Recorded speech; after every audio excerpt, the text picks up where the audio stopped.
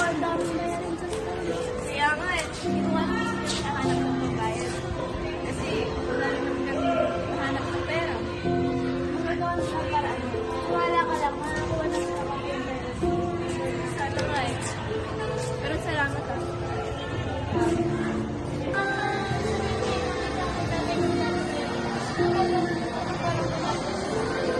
Kaya nga eh, dapat sabihin natin kaagad na hindi ka tayo mahirapan. Saka para makaano tayo sa school. Hindi ko ba umuwi mo ngayon? Kasi ako na nagalang mo ako. Ay!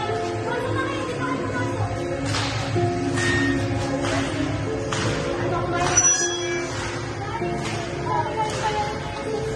Ano ko ba yun?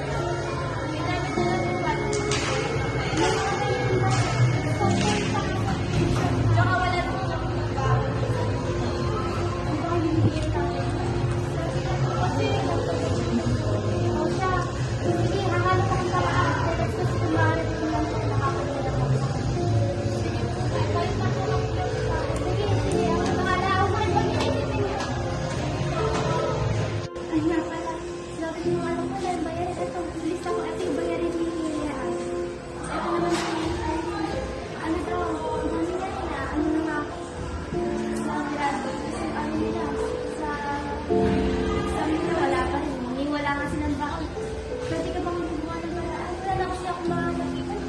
Sige, paano na lang ako sa boss ko?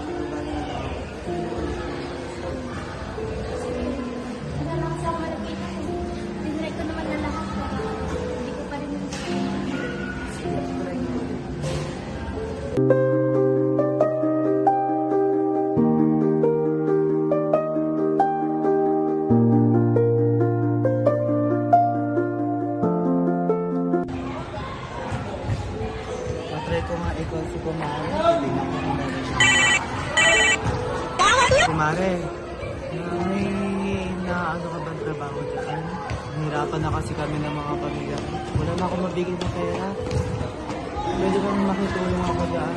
Baka naman meron ka alam na trabaho. Paano ba ito? Ano ba sasabihin sa kanila na aalis na ako? Lalo na sa mga anak ko. Pero okay na lang.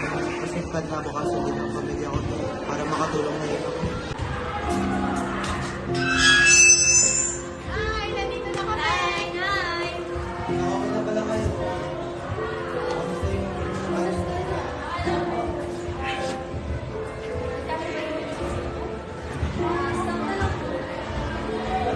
May sasabihin na pala yung tatay ko sa inyo.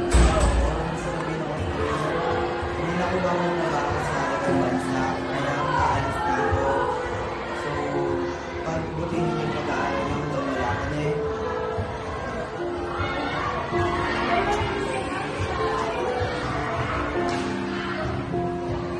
Ingat ko tayo. Pero ingat ko.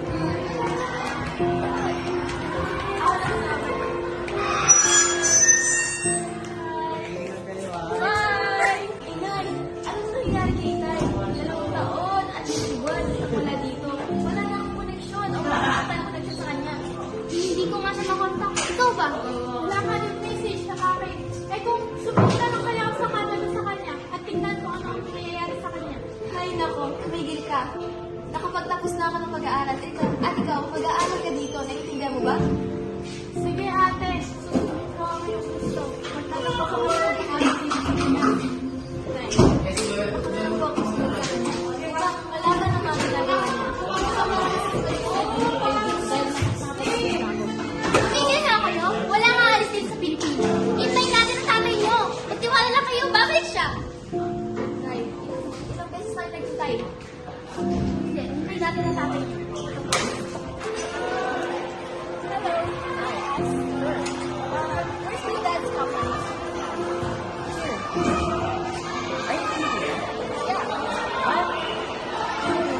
Yes.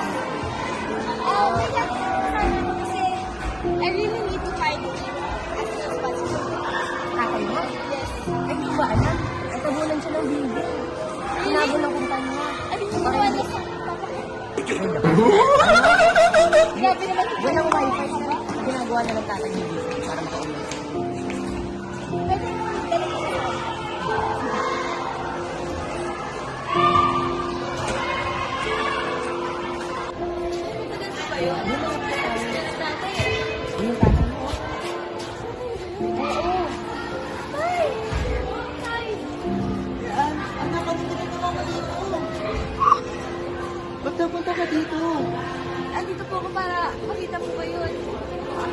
alam mo, uuwi ko tayo.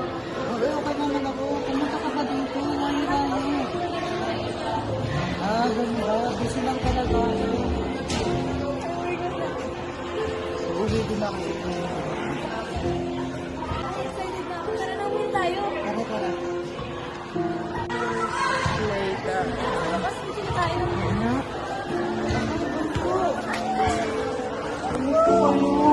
Finish ko kayo sobra.